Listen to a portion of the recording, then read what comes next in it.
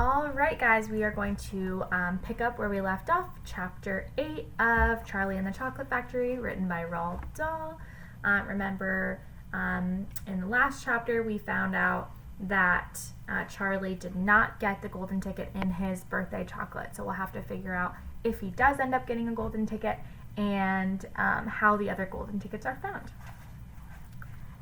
All right, Chapter 8, 2 more golden tickets found. That evening, Mr. Bucket's newspaper announced the finding of not only the 3rd golden ticket, but the 4th as well. 2 golden tickets found today, screamed the headlines on the paper. Only 1 more left. All right, said Grandpa Joe, when the whole family was gathered in the old people's room after supper. Let's hear who found them. The 3rd ticket, read Mr. Bucket, holding the newspaper up close to his face because his eyes were bad and he couldn't afford glasses. The 3rd ticket was found by Miss Violet Beauregard.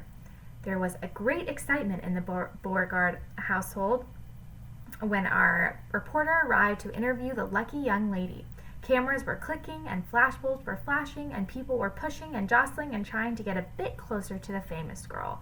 And the famous girl was standing on a chair in the living room waving the golden ticket madly at arm's length as though she were flagging a taxi. And here's the picture of her doing that if you want to see. She was talking very fast and very loudly to everyone, but it was not easy to hear all that she said because she was chewing so ferociously upon a piece of gum at the same time she was talking.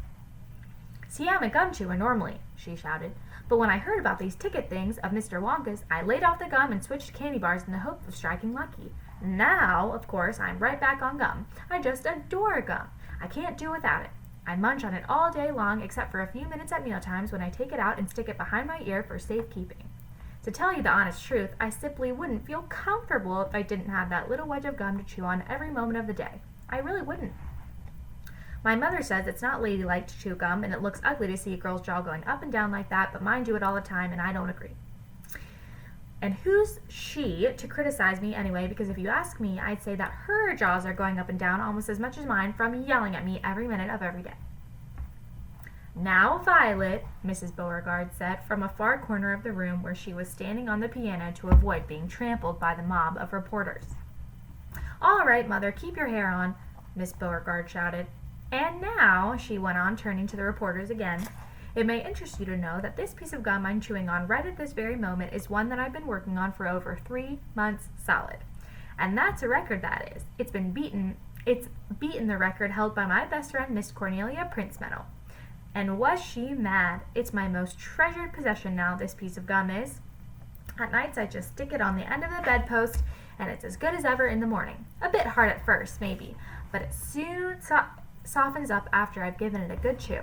Before I start chewing for the world record, I used to change my piece of gum once a day.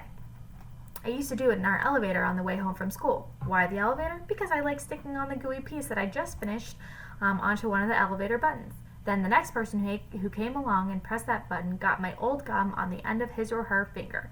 Ha ha! And what a racket they kicked up, some of them. You get the best results with women who have expensive gloves on. Oh yes, I'm thrilled to be going to Mr. Willy Wonka's factory, and I understand that afterwards he's going to give me enough gum to last me for the rest of my whole life. Whoopee! Hooray! Ugh, beastly girl, said Grandma Josephine. Despicable, said Grandma Georgina. She'll come to a sticky end one day chewing all that gum. You see if she doesn't. And who got the 4th golden ticket, Daddy? Charlie asked. Now let me see, said Mr. Bucket, peering at the newspaper again. Ah, yes, here we are. The 4th golden ticket, he read, was found by a boy called Mike TV.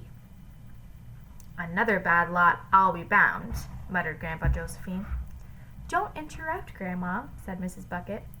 The TV household, said Mr. Bucket, going on with his reading, was crammed like all others with excited visitors when our reporter arrived. But young Mike TV, the lucky winner, seemed extremely annoyed by the whole business of everything. Can't you fools see I'm watching television? He said angrily. I wish you wouldn't interrupt my program. The 9-year-old boy was seated before an enormous television set, with his eyes glued to the screen, and he was watching a film in which one bunch of gangsters was shooting up another bunch of gangsters with teen toy pistols of various sizes hanging from belts around their body. Every now and again, Mike TV would leap up to the air and fire off one of his weapons from one or another, fire off half a dozen rounds from one or another of these weapons. "Quiet!" he shouted when someone tried to ask him a question. "Didn't I tell you not to interrupt? This show's an absolute whiz-banger. It's terrific. I watch it every day.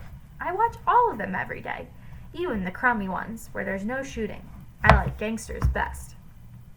They're terrific, especially when they start pumping each other or flashing the old stilettos or giving each other the 1, 2, 3. Oh boy, what I wouldn't give to be doing that myself. It's the life, I tell you. It's terrific." "That's quite enough," snapped Grandma Josephine. "I can't bear to listen to this any more." "Nor me," said Grandma Georgina. "Do all the children behave like this nowadays? Like these brats we've been hearing about in the newspaper?" "Of course not," said Mr. Bucket, smiling at the old lady in the bed. "Some do, of course. In fact, quite a lot of them do, but not all." "And now there's only one ticket left," said Grandpa George. "Quite so," sniffed Grandma Georgina.